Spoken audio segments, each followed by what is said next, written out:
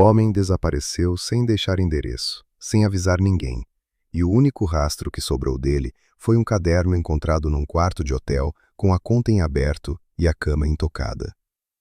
Eu não deveria ter lido aquele caderno. Deixa eu ser honesto com você desde o começo.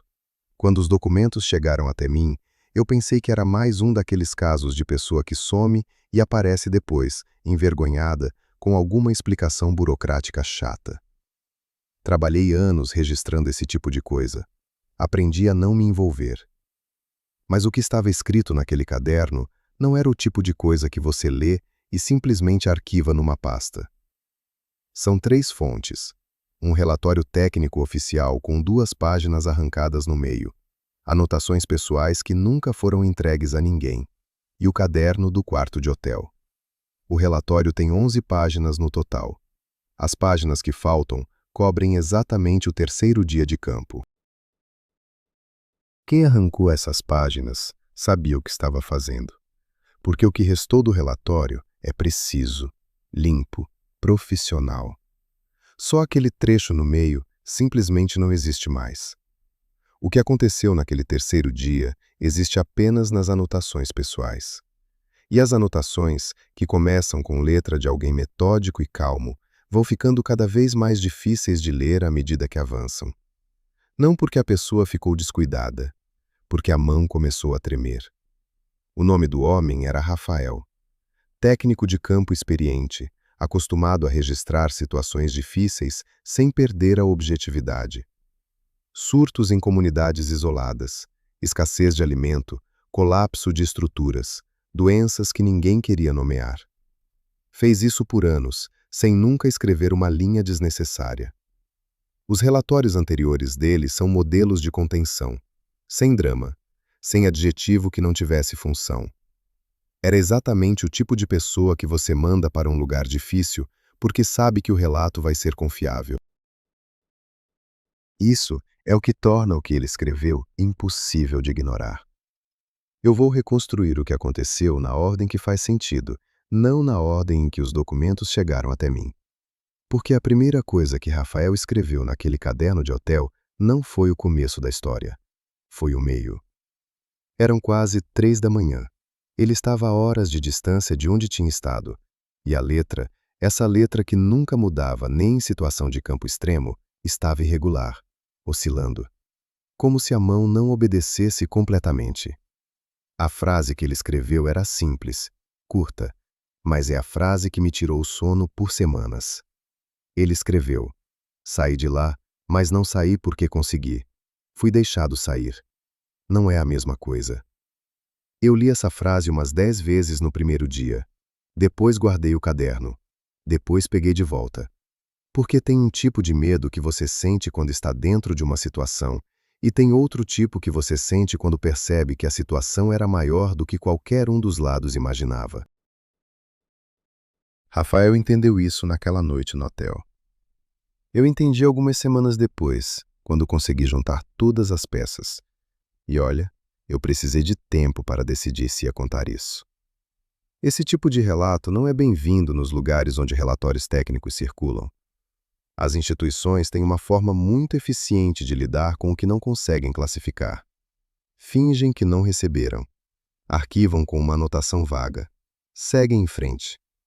Mas existem arquivos que não deveriam ficar fechados. Existem documentos que alguém precisa ler em voz alta, mesmo que a voz trema um pouco no processo. Se você está aqui, é porque também acredita nisso. E o que eu tenho para te contar vai fazer você entender por que Rafael nunca voltou para o trabalho de campo depois daquilo. Por que ele pediu afastamento sem apresentar um único documento médico? Porque ninguém no órgão responsável fez uma só pergunta sobre o motivo. Às vezes, o silêncio de uma instituição não é descuido, é escolha. Amigos, se esse tipo de conteúdo faz sentido para você, inscreva-se no canal e deixe o like. Isso ajuda muito a manter o arquivo aberto. Semanas antes de desaparecer, Rafael estava sentado numa pequena sala de espera, num escritório regional qualquer, esperando uma reunião de alinhamento antes de partir para a missão. A missão em si parecia simples no papel. Uma comunidade serrana chamada Pedra Funda havia parado de responder às comunicações há alguns meses. Sem relatórios, sem pedidos de suprimento, sem nenhum tipo de sinal. O protocolo era mandar alguém verificar pessoalmente. O homem que o atendeu antes do briefing formal era um agente local que conhecia a região há décadas. Cabelo quase todo branco, mãos grossas de quem trabalhou muito tempo ao ar livre, jeito de falar pausado, o tipo de pausa de quem escolhe cada palavra com cuidado, porque já viu o que palavras erradas causam. Ele não estava no briefing oficial. Apareceu antes, sentou na cadeira do lado de Rafael e começou a falar como se continuasse uma conversa que tinham começado em outro dia. Disse que mulas carregadas com suprimentos tinham sido enviadas para Pedra Funda algumas semanas antes. Voltaram sozinhas, sem carga, sem guia, sem nenhuma marca de problema no caminho.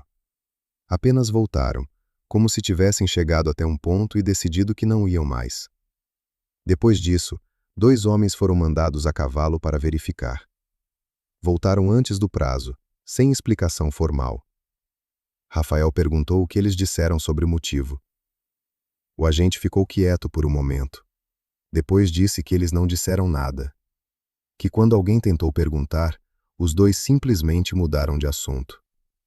Que um deles pediu transferência de setor na semana seguinte. Ninguém na região fala sobre Pedra Funda pelo nome, ele disse. Não porque seja proibido, porque parece que as pessoas preferem não colocar o nome na boca. Rafael anotou tudo isso no caderno de campo com a objetividade de sempre, mas anotou também um detalhe que chamou a atenção dele. Durante toda a conversa, as mãos do agente ficaram completamente paradas sobre a mesa.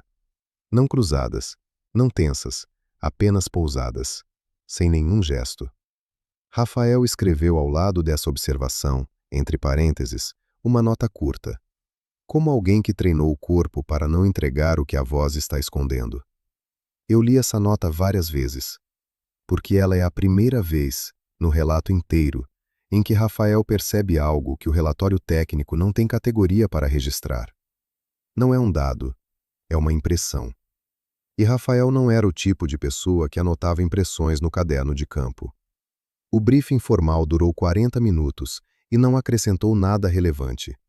Rota de acesso, prazo estimado de retorno, protocolo de comunicação. Rafael saiu do escritório com tudo anotado, a missão mapeada, o equipamento listado. Era tarde da manhã quando foi embora. O sol estava alto. A rua tinha barulho normal de cidade. Tinha cheiro de café vindo de algum lugar próximo. Ele escreveu uma última frase naquele dia antes de guardar o caderno. Não era parte do relatório. Era quase um pensamento jogado no papel sem pretensão de que alguém lesse. Escreveu. 2 pessoas foram mandadas lá e voltaram sem conseguir explicar o porquê. Isso é mais estranho do que qualquer coisa que o briefing me disse. Ele tinha razão. E ainda não sabia nem metade. Os 2 homens que voltaram de Pedra Funda antes do prazo nunca mais falaram sobre o que viram. E um deles pediu transferência tão rápido que nem terminou de assinar os documentos da missão anterior. Rafael soube disso só depois, por acaso, quando estava organizando os registros anteriores de acesso à região. Achou uma ficha com os nomes dos 2. Achou também uma anotação à mão no canto da folha, sem assinatura, sem data, que dizia apenas: retornaram sem justificativa técnica, caso encerrado por decisão administrativa. Nenhuma palavra sobre o que eles relataram, nenhuma palavra sobre o que viram. Rafael fotografou a ficha com o celular e guardou a imagem sem comentar com ninguém. Isso estava no caderno. Essa foto existia. Eu tentei localizá-la depois. A ficha original não estava mais no arquivo onde deveria estar. Na manhã da partida, Rafael saiu cedo. Pegou a estrada principal ainda escura, parou numa padaria no meio do caminho para tomar café, anotou o horário com precisão de sempre. A partir dali, o acesso era por estrada de terra, depois trilha, depois a pé com um animal de carga. Ele tinha feito percursos parecidos antes, sabia o que esperar de um trajeto assim. Lama, pedras soltas, vegetação fechada, o cansaço específico de subida longa em terreno irregular. O corpo conhece esse tipo de dificuldade e sabe lidar. O que o corpo de Rafael não conhecia era o silêncio que encontrou depois de certa altura na trilha. Ele descreveu isso nas anotações com um cuidado que não era típico dele.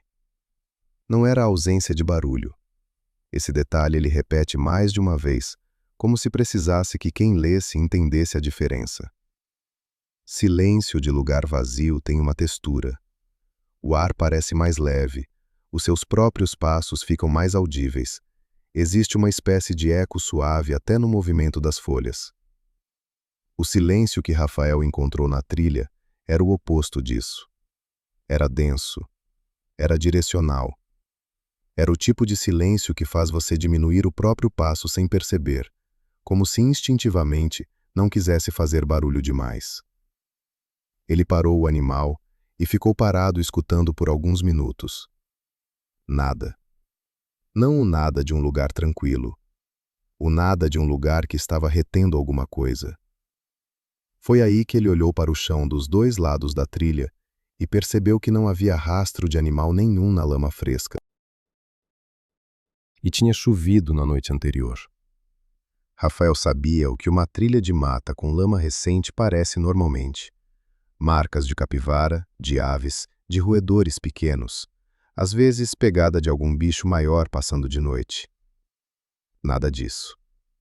A lama estava intacta dos dois lados, como se nenhum ser vivo tivesse cruzado aquela área em horas. Ele agachou, olhou com atenção, tocou a superfície. Lama fresca, mole, perfeita para registrar qualquer peso. Completamente limpa. Anotou isso no caderno com letra firme, mas anotou também, entre parênteses, uma coisa que me chamou a atenção quando li. Escreveu: "O animal está nervoso há 15 minutos e eu só percebi agora que estava nervoso também." Esse tipo de honestidade no meio de um documento técnico é raro. E é exatamente o tipo de detalhe que faz tudo o que vem depois ser impossível de descartar como exagero. A fumaça apareceu antes de qualquer coisa visível. Rafael estava ainda numa curva da trilha, sem visão da comunidade, quando sentiu o cheiro. Não era lenha queimando. Ele conhecia esse cheiro. Tinha passado meses em regiões onde as pessoas cozinhavam com fogão a lenha, e o ar da manhã carregava aquele perfume familiar de madeira seca e brasa. Isso era diferente. Era mais pesado, mais parado. Como se alguma coisa úmida estivesse queimando em temperatura baixa há muito tempo, sem chama alta, apenas consumindo lentamente sem nunca apagar. O cheiro grudava na garganta de um jeito que fazia você querer respirar pela boca, mas também não querer respirar pela boca. Rafael escreveu: "Cheiro de coisa que não deveria estar queimando." Ele contornou a última curva da trilha e viu Pedra Funda pela primeira vez. E parou. Ficou parado com o animal ao lado, sem descer, sem avançar, olhando. Não porque estava com medo, ou pelo menos não era isso que ele escreveu. Ficou parado porque precisou de um tempo para processar o que estava vendo. Porque o que estava na frente dele não combinava com nenhuma comunidade que ele havia visitado antes em anos de trabalho de campo. Todas as janelas de todas as construções visíveis estavam fechadas com tábuas. Não do jeito que você fecha quando vai viajar e bota uma tábua improvisada só para proteger. Do jeito que alguém fecha quando tem um motivo muito específico e muito sério. Tábuas horizontais e verticais em padrão cruzado, pregos em intervalos regulares, trabalho feito com calma e com intenção. Uma das portas mais próximas tinha reforços de ferro além das tábuas. O tipo de ferro que você usa para prender portão de curral quando o animal do lado de dentro entrou em pânico. Rafael ficou olhando para aquelas janelas por um tempo que ele não registrou. E então escreveu a frase que me perseguiu durante semanas, depois que li o caderno pela primeira vez. Escreveu: "Não estava fazendo avaliação técnica preliminar como coloquei no relatório oficial. Estava decidindo se ia continuar. E até hoje não sei se decidi certo." Ele desceu do animal. Amarrou o bicho numa estrutura próxima e começou a se aproximar. O que aconteceu nos próximos minutos mudou tudo o que Rafael acreditava sobre o trabalho que fazia, sobre as pessoas que vivia avaliando e sobre o tipo de coisa que pode existir num lugar que o mapa oficial simplesmente chama de comunidade rural isolada. O que Rafael viu quando se aproximou das casas não era proteção contra o mundo de fora, era contenção. Como se as pessoas dentro tivessem decidido que o problema não estava do lado de fora, mas precisava ser mantido do lado de dentro junto com elas. Isso levou um tempo para eu entender lendo o caderno. Porque à primeira leitura você imagina que as tábuas são barreira, que as pessoas estão se protegendo de alguma coisa que circula lá fora. Mas Rafael percebeu algo diferente quando chegou perto o suficiente para examinar o trabalho. As tábuas nas janelas não foram pregadas de dentro para fora. Foram pregadas de fora para dentro. Alguém saiu, fechou cada janela pelo lado externo e entrou de volta pelo único ponto que ainda tinha acesso. Isso muda tudo. Porque uma barreira que você constrói pelo lado de fora não está te protegendo do que está lá fora. Está te prendendo junto com o que está lá dentro. Rafael andou devagar ao longo das fachadas, examinando o trabalho. Pregos em intervalos de talvez 15 centímetros, todos batidos até a cabeça encostada na madeira, sem nenhum torto, sem nenhum esquecido. Tábuas em camadas, horizontal primeiro, vertical por cima, cruzadas. Não era o trabalho de gente com pressa. Era o trabalho de gente que tinha tempo, que planejou, que fez com cuidado porque sabia que precisaria durar. O cheiro de madeira velha e aquela fumaça baixa e pesada se misturavam no ar parado da comunidade e criavam uma sensação de sufocamento que não era bem física. Era mais como pressão, como quando você entra no lugar e sabe antes de qualquer coisa concreta que ali aconteceu algo que o ar ainda não processou. Ele parou na frente de uma das portas reforçadas. Os suportes de ferro tinham ferrugem nas bordas, mas estavam firmes, bem parafusados na madeira da parede. Rafael bateu 2 vezes. Nada. Bateu mais uma vez e disse o nome do órgão que representava. Disse que estava ali para avaliação técnica. Disse que havia suprimentos disponíveis caso a comunidade precisasse. Falou com a voz calibrada de quem fez isso centenas de vezes.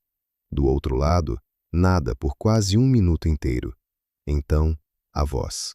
Rafael escreveu que não esperava. Não porque a situação não sugerisse que havia pessoas dentro, mas porque o silêncio tinha uma qualidade tão completa que qualquer som parecia impossível.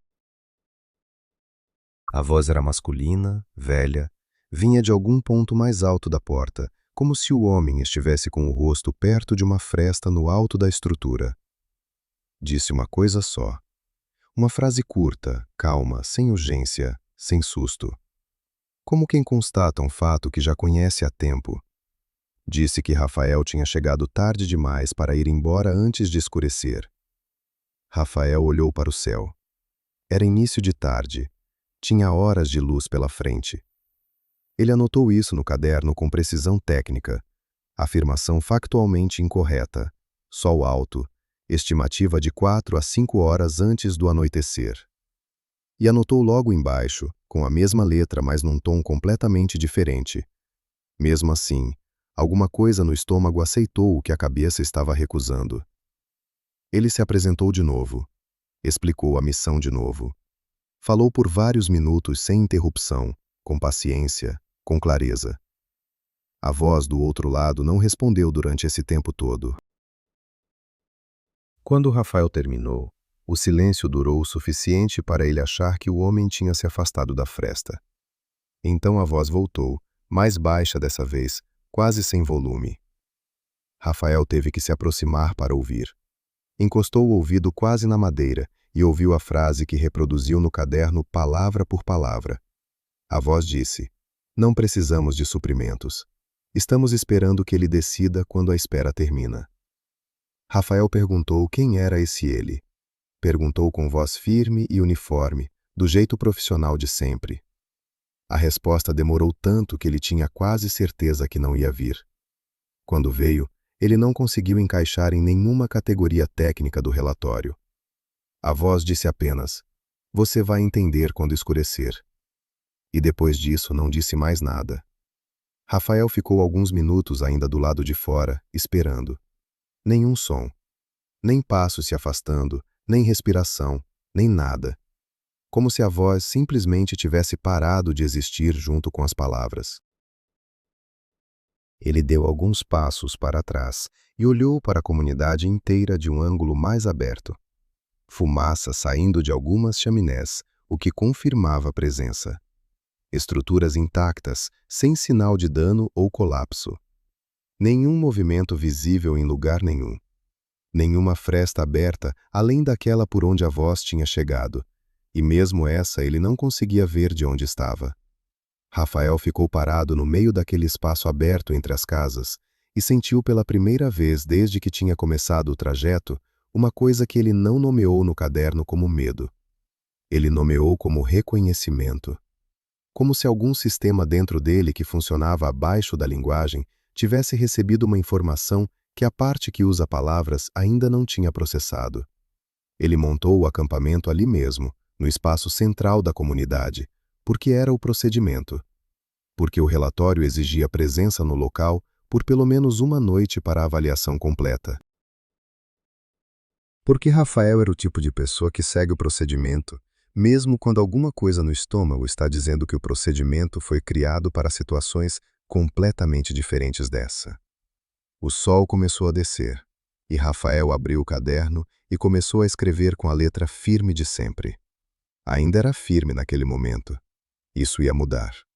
Rafael passou a tarde inteira tentando encaixar Pedra Funda numa categoria que existia no manual, e cada categoria que tentava desmoronava antes de chegar ao fim do raciocínio.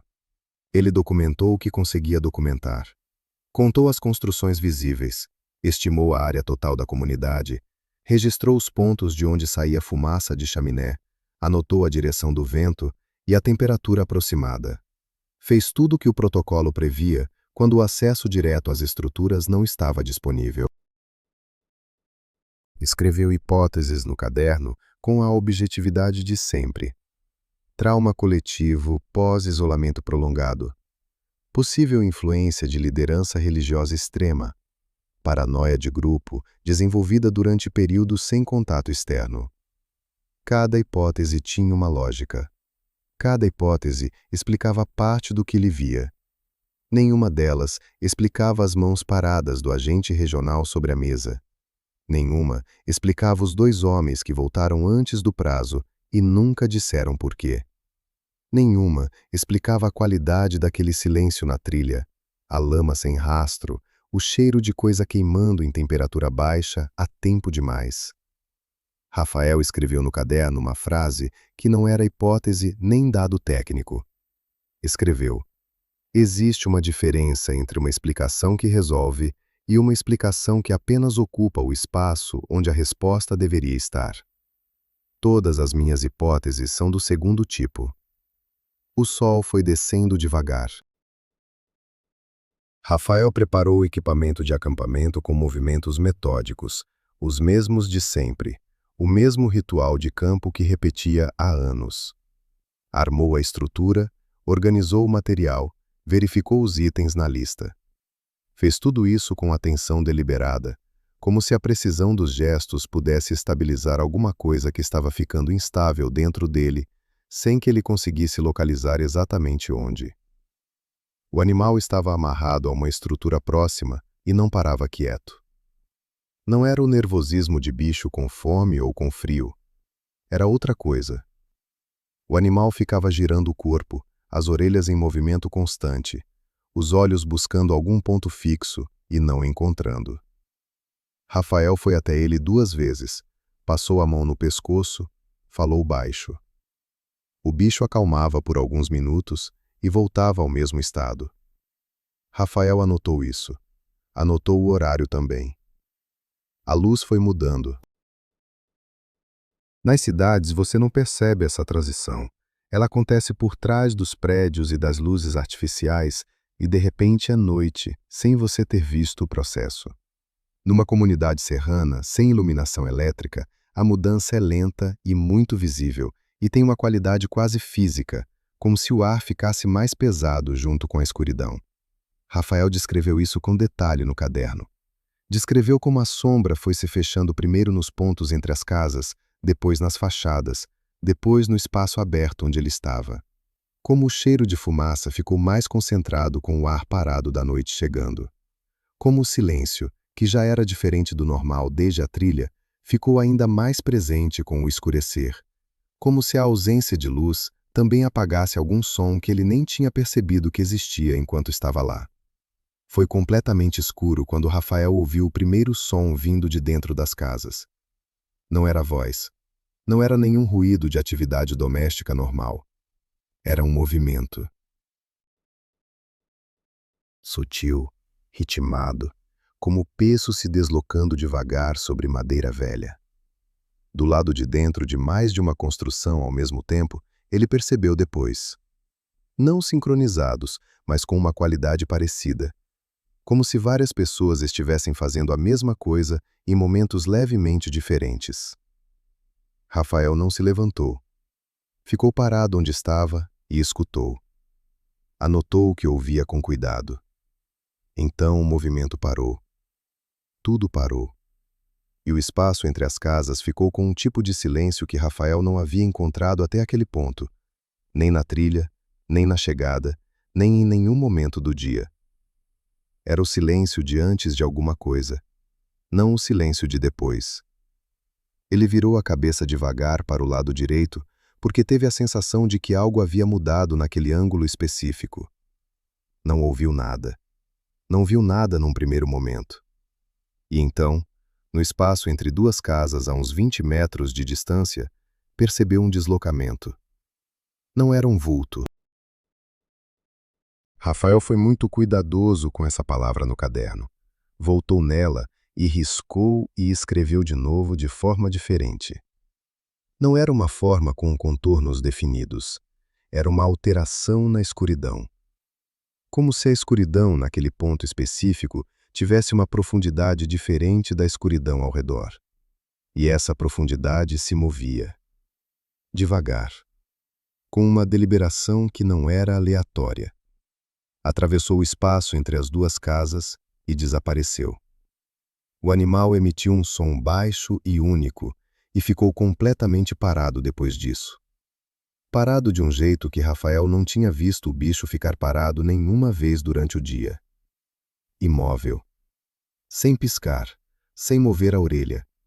Como coisa que aprendeu que qualquer movimento é pior que nenhum. Rafael olhou para o caderno. Olhou para o ponto onde a escuridão havia se movido. Olhou de volta para o caderno.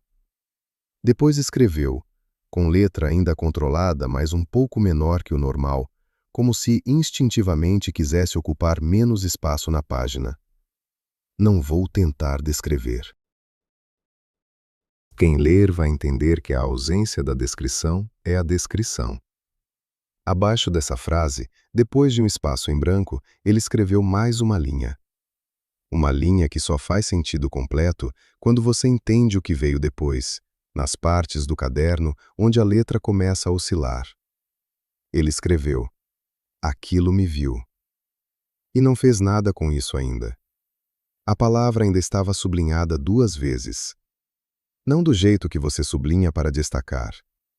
Do jeito que você sublinha porque a mão não parou sozinha. O canto começou às 2 da manhã e Rafael só percebeu que estava segurando a respiração quando os pulmões começaram a doer. Ele não tinha dormido. Não tinha tentado. Depois do que viu se mover entre as casas, tinha ficado sentado com o caderno no colo e a lanterna apagada, porque acender a luz parecia pior do que ficar no escuro. Parecia anunciar presença. E alguma parte dele tinha decidido que era melhor não ser anunciado.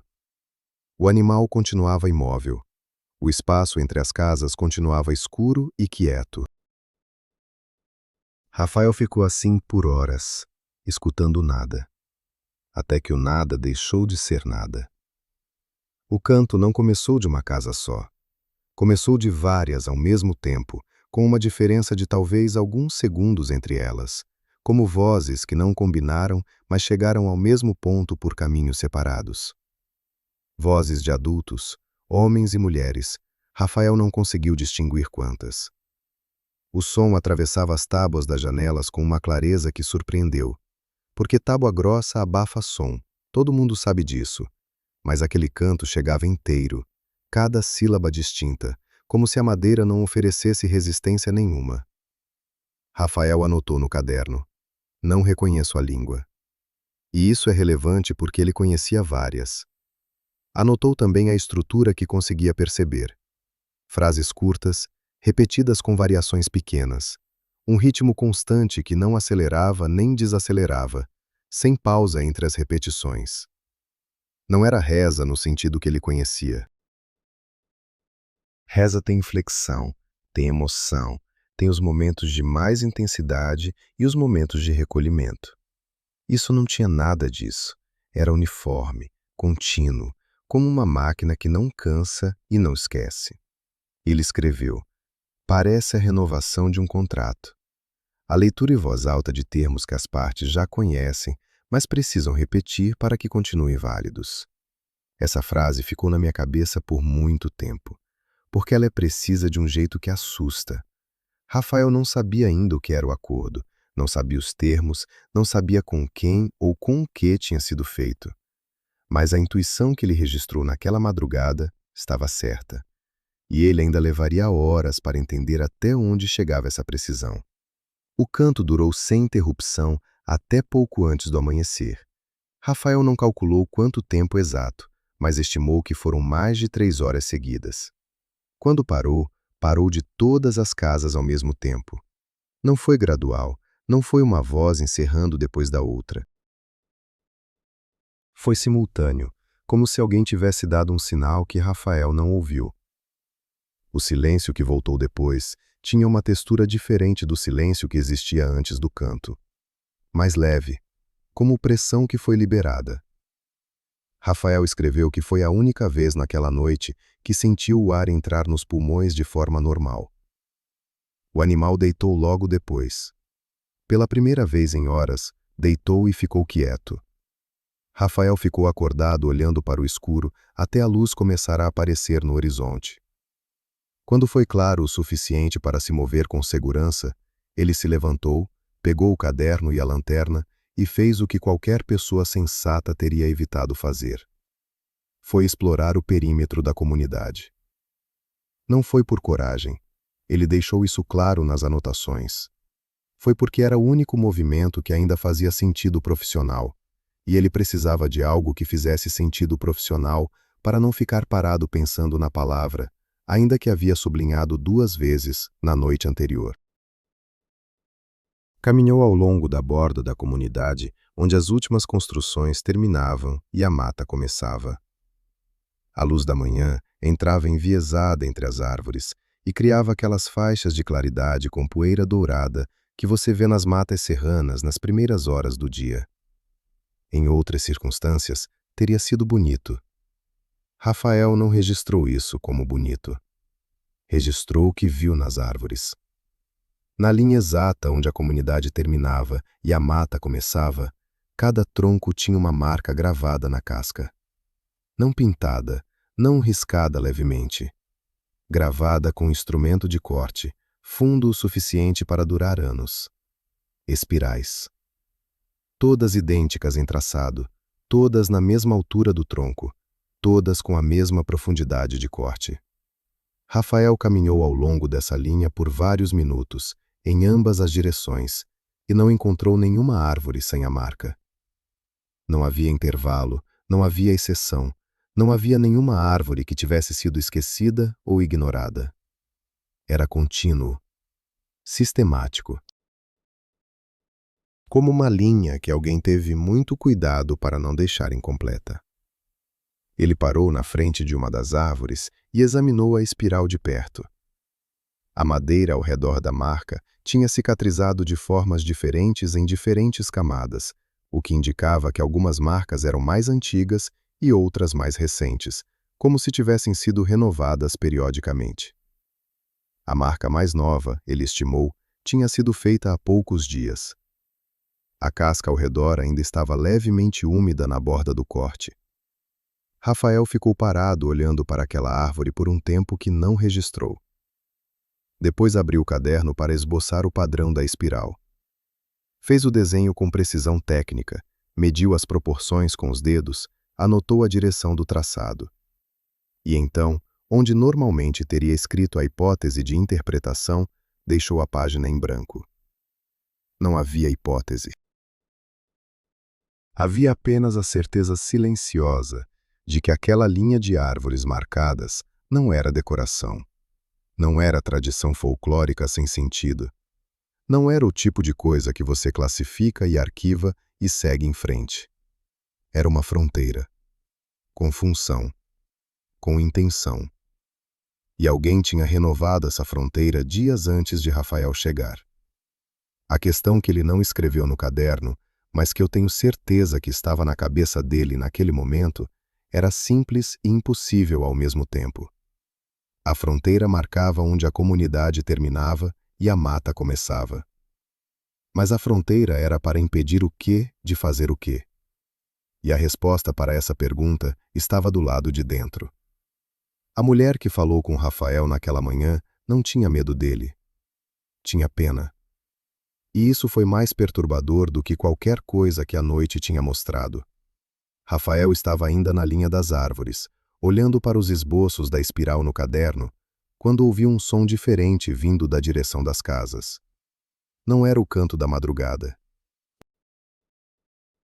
Era a voz humana normal, feminina, vinda de uma janela lateral de uma construção próxima.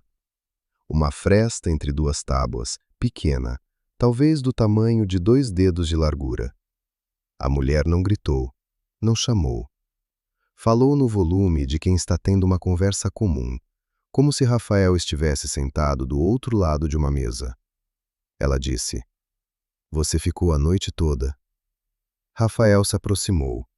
Respondeu que sim, que era o protocolo da avaliação técnica.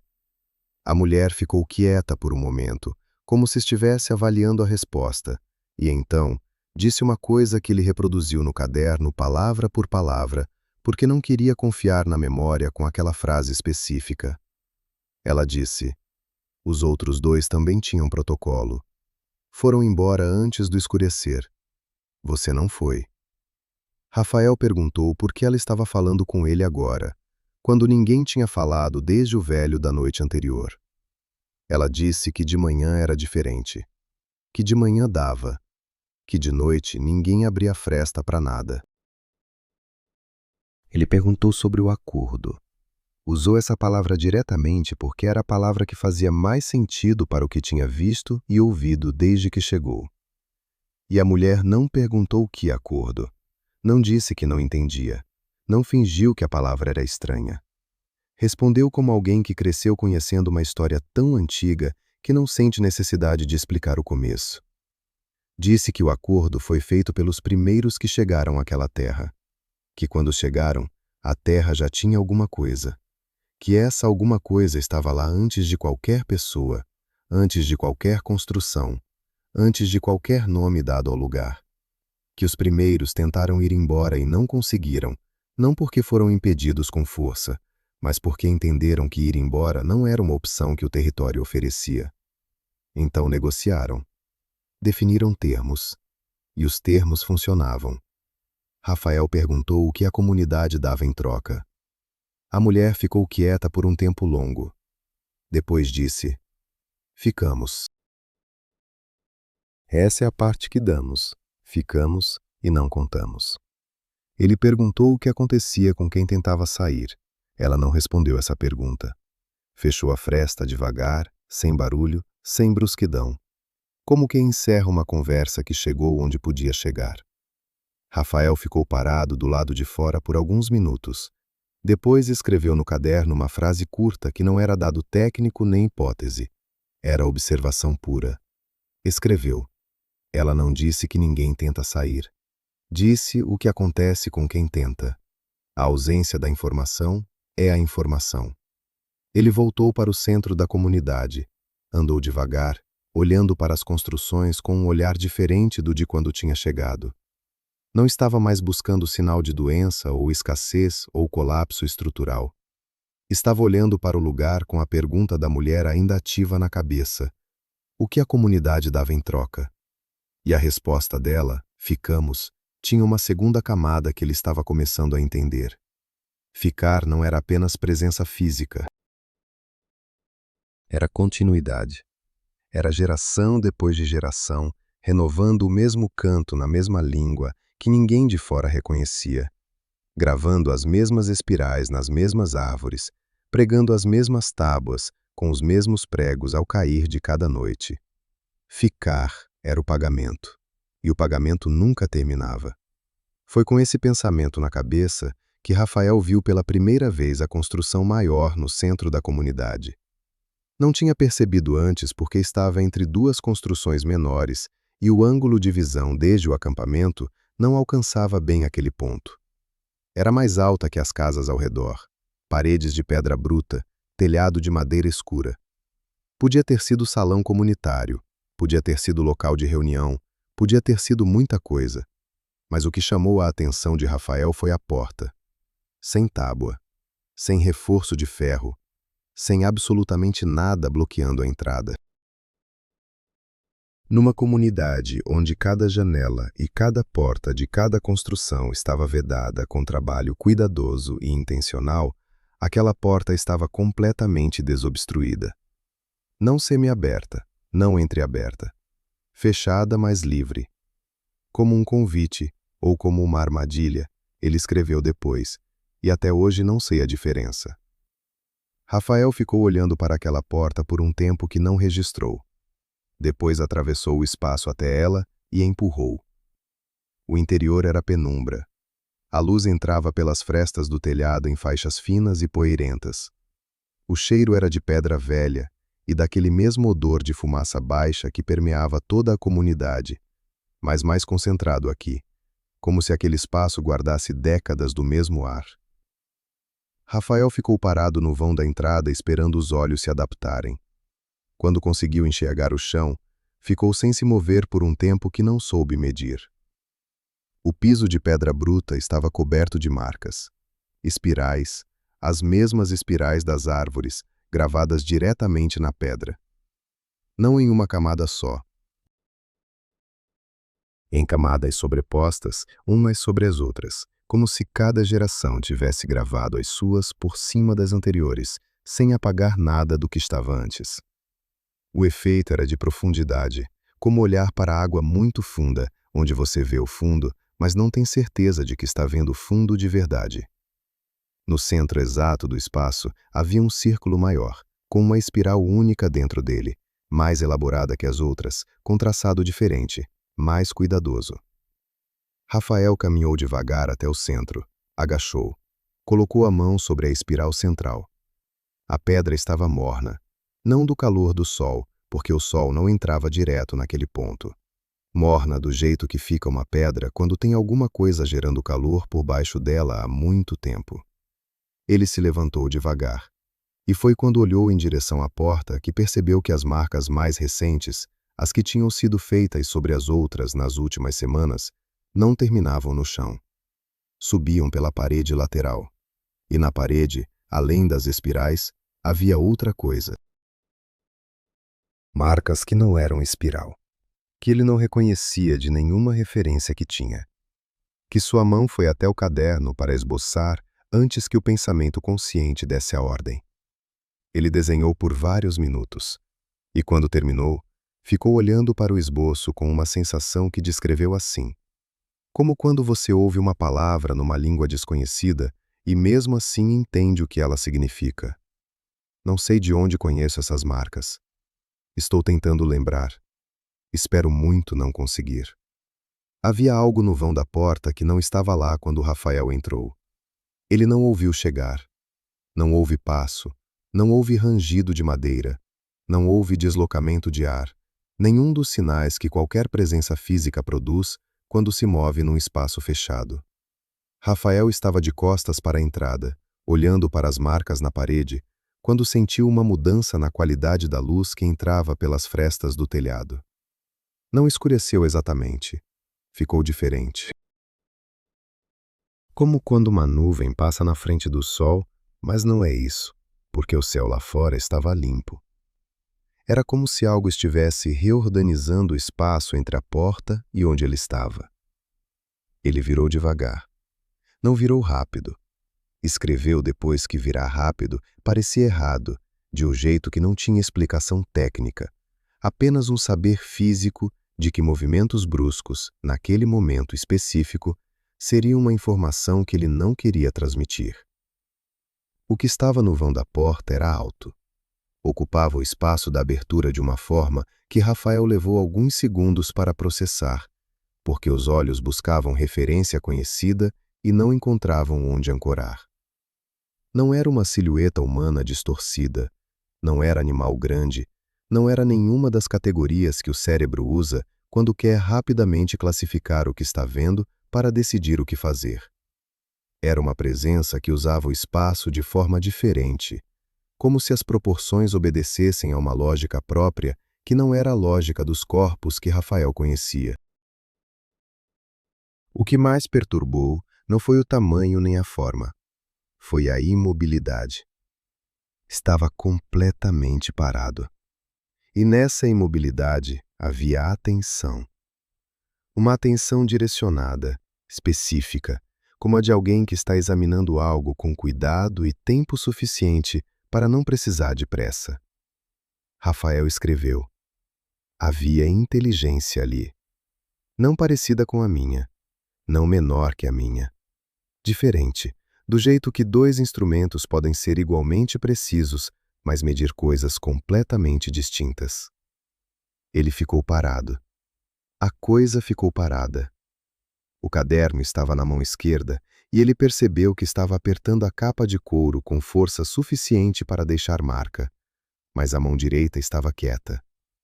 O corpo tinha tomado uma decisão diferente da que a cabeça teria tomado se tivesse sido consultada.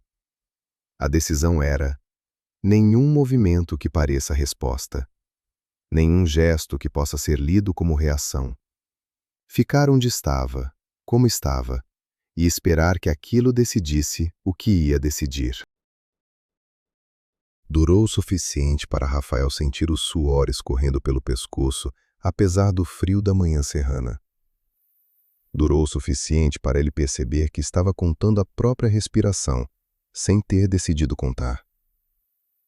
Durou o suficiente para a atenção daquela coisa se tornar algo quase físico, como calor, mas ao contrário, como algo que retirava a temperatura do ar entre eles. E então, sem movimento prévio, sem transição, a presença no vão da porta simplesmente não estava mais lá. Rafael não viu ir. Não houve deslocamento. Não houve sombra saindo. Não houve passo. A porta estava ocupada e depois estava vazia, e o intervalo entre as duas coisas não existia de forma que ele pudesse descrever. Ele ficou no mesmo lugar por um tempo que não anotou. Depois, escreveu 3 linhas. A primeira, não avançou. A segunda, ficou o tempo que precisou ficar. A terceira, eu era o objeto de análise, não a ameaça. Essa distinção importa e não sei explicar por quê.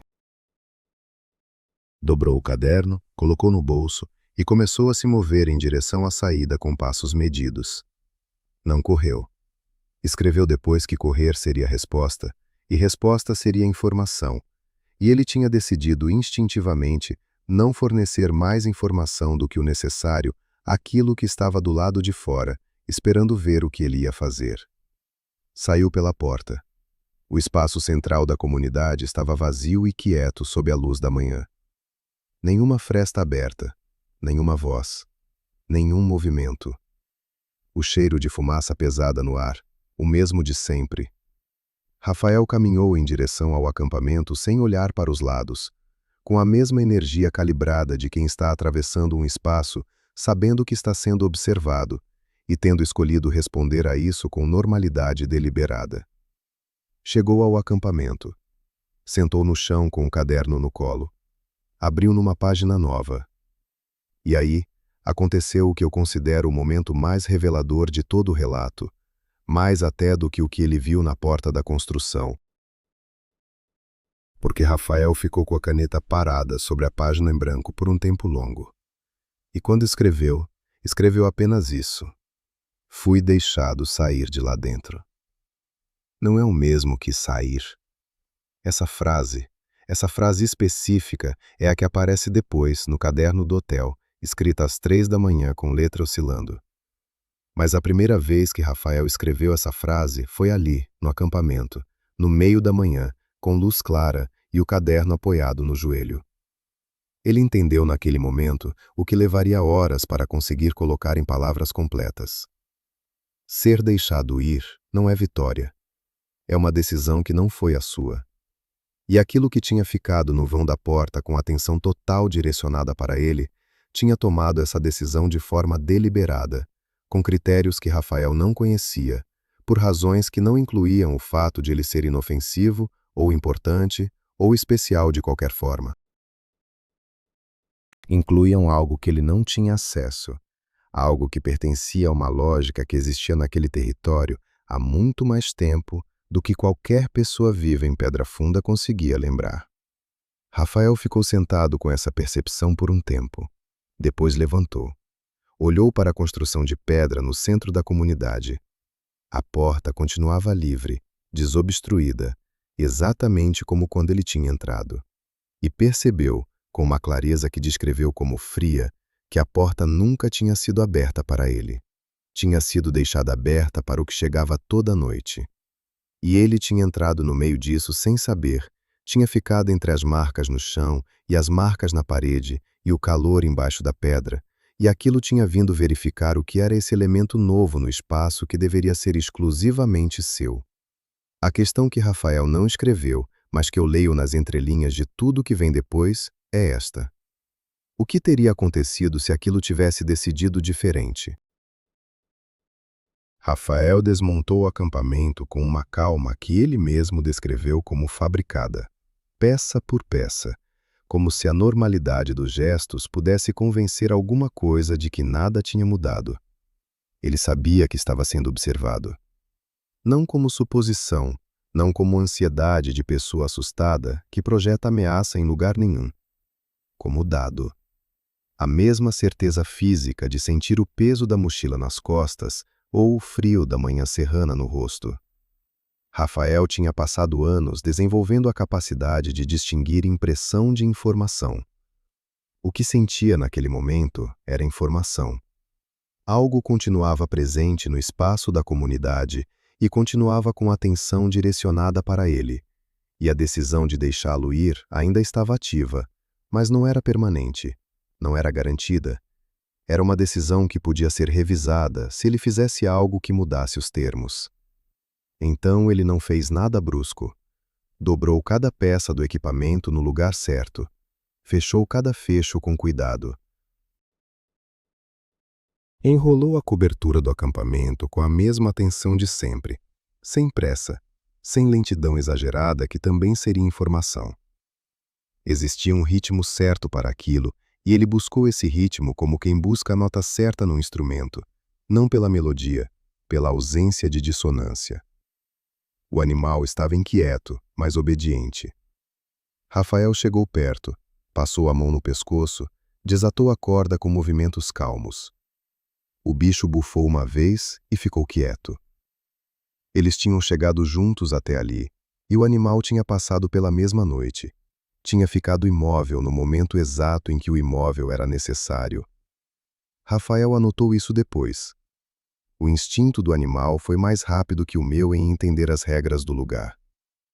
Nós dois sobrevivemos porque os dois respeitamos as mesmas regras sem combinar. Ele começou a caminhar em direção à trilha com o animal ao lado, sem montar. Montar parecia errado, parecia urgência, parecia fuga declarada. Caminhou no mesmo ritmo de quem está encerrando uma visita de campo dentro do protocolo normal. Um passo depois do outro, olhos à frente. Passou pelas fachadas vedadas sem olhar diretamente para nenhuma. Passou pela construção de pedra no centro sem desviar o olhar para a porta livre. Passou pelo poço onde tinha amarrado o animal na chegada. Cada passo colocando um pouco mais de distância entre ele e o centro da comunidade, cada passo mantendo o mesmo ritmo. E então sentiu o olhar nas costas. Não como metáfora, como sensação física localizada entre as omoplatas, com uma temperatura específica que não era calor nem frio, mas algo entre as duas coisas que o corpo registrou como alerta sem conseguir classificar melhor do que isso. Rafael não parou. Não acelerou. Continuou no mesmo ritmo.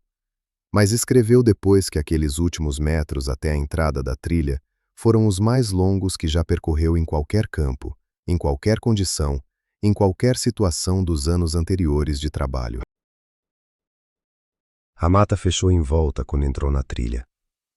As árvores com as espirais gravadas ficaram para trás. O cheiro de fumaça pesada foi diminuindo lentamente, substituído pelo cheiro normal de mata úmida e terra molhada. Rafael caminhou mais alguns metros e então parou. Ficou parado ali, na penumbra entre os pinheiros, esperando. Não sabia ao certo o que esperava. Verificar que nada vinha atrás, talvez. Verificar que a sensação nas costas havia cedido. Cedeu. Gradualmente, como pressão que vai sendo liberada. Ele montou no animal ali mesmo, no meio da trilha, e não olhou para trás nenhuma vez durante a descida. Não porque tinha medo do que veria, porque tinha medo de que olhar para trás pudesse significar algo que ele não entendia os termos, e que significar algo errado pudesse mudar a decisão que tinha sido tomada sobre ele. A última linha legível das anotações daquele trecho dizia: "Não sei o nome do que existe naquele lugar. Não sei se tem nome em nenhuma língua que eu conheço. Sei que saí de lá dentro da condição que o acordo permite, e que essa condição não foi estabelecida por mim." Rafael chegou à estrada principal com o sol ainda no horizonte, desceu do animal na borda da mata e ficou parado por um tempo que ele não registrou. A estrada normal, o barulho distante de veículo passando em algum ponto mais à frente, o cheiro de terra seca aquecida pelo sol de fim de tarde. Tudo normal. Tudo absolutamente reconhecível. Ele escreveu que foi a coisa mais estranha de toda a experiência. Não o que viu, não o que sentiu nas costas, não o calor embaixo da pedra.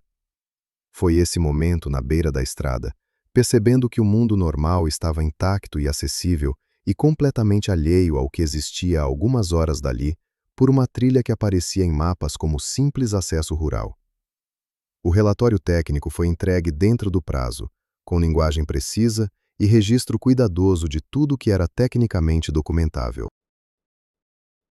8 páginas de observações claras sobre a estrutura das construções, sinais de presença humana ativa, impossibilidade de acesso direto às residências, estimativa de população baseada em indicadores indiretos, profissional, contido. Exatamente o tipo de documento que Rafael sabia produzir. As 2 páginas que cobriam o terceiro dia foram entregues em branco. Não arrancadas, não faltando. Entregues em branco, com uma anotação no rodapé escrita à mão que dizia apenas: "Sessão não concluída por limitação técnica de acesso." O órgão responsável recebeu o relatório, registrou com notação padrão de arquivamento e tomou a única decisão que aquele tipo de instituição sabe tomar quando o que recebe não cabe nas categorias disponíveis. Não tomou nenhuma decisão. Pedra Funda foi registrada no sistema como comunidade com acesso temporariamente prejudicado. Nenhuma equipe foi enviada. Nenhum acompanhamento foi agendado. Nenhuma pergunta foi feita sobre as 2 páginas em branco. Rafael pediu afastamento por razões de saúde na semana seguinte. O pedido foi aprovado em 48 horas, sem solicitação de documentação médica, sem entrevista, sem nenhum processo de verificação que seria absolutamente normal para um afastamento desse tipo. Alguém no órgão aprovou aquele pedido mais rápido do que o protocolo exigia. Alguém não queria fazer perguntas. Eu tentei localizar esse alguém. O nome no campo de aprovação do pedido de afastamento está ilegível no documento que me chegou. Não apagado. Ilegível, como se a caneta tivesse falhado exatamente naquele ponto e ninguém tivesse achado necessário corrigir. Esse tipo de detalhe não é descuido. Descuido não tem padrão. O que eu encontrei nos documentos sobre Pedra Funda tem padrão em cada ausência, em cada página em branco, em cada nome ilegível, em cada decisão de não investigar. E padrão, mesmo quando é feito de silêncio, é informação.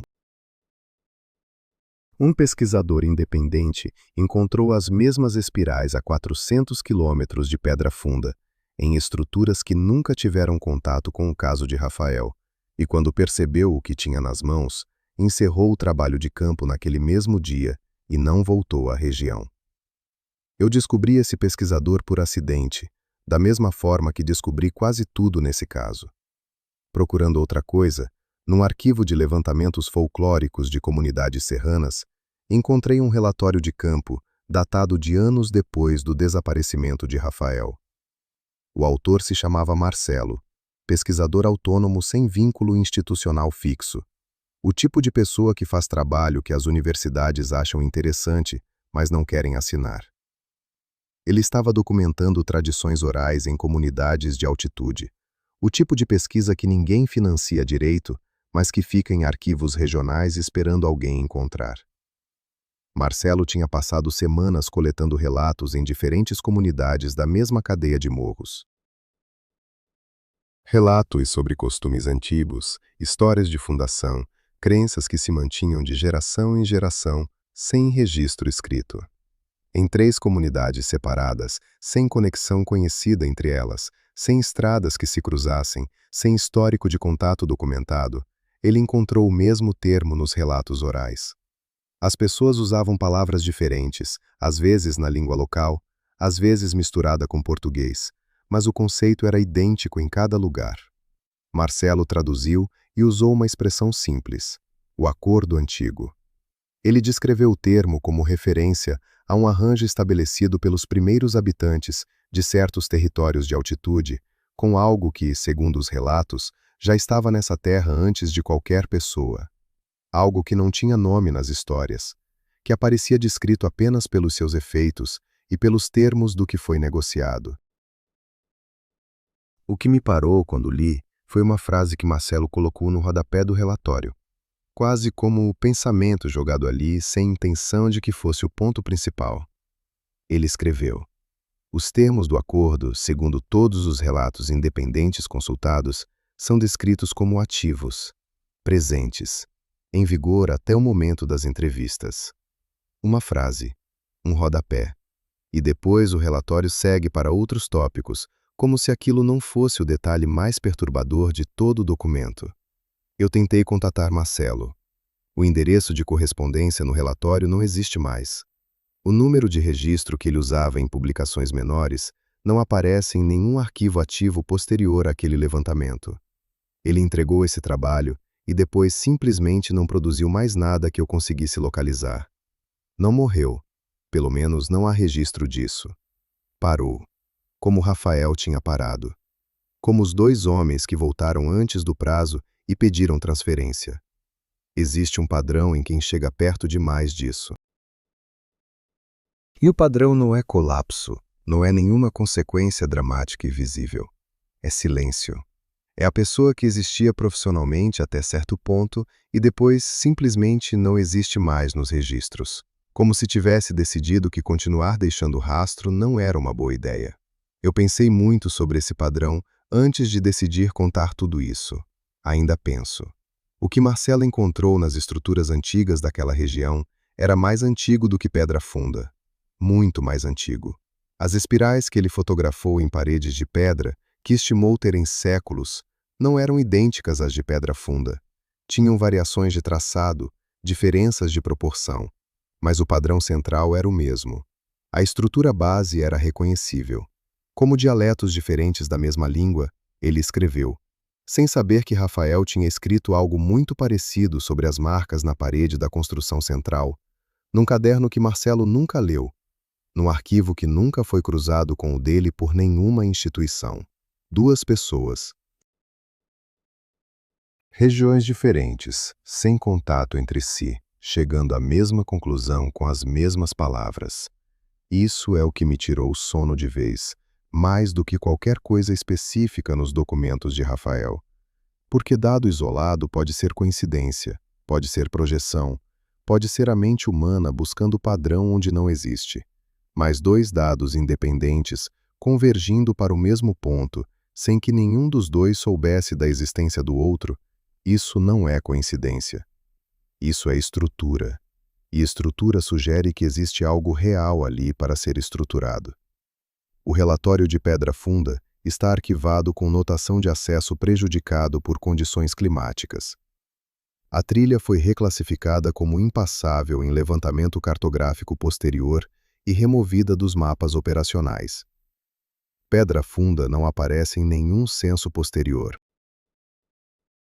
Aparece em apenas um documento adicional que localizei, uma anotação administrativa no Registro Fundiário Regional que diz: local desocupado, estruturas preservadas, sem necessidade de investigação adicional. Sem data legível, sem nome de quem assinou. Estruturas preservadas, não abandonadas. Preservadas. Como se alguém tivesse verificado e constatado que as construções estavam em bom estado.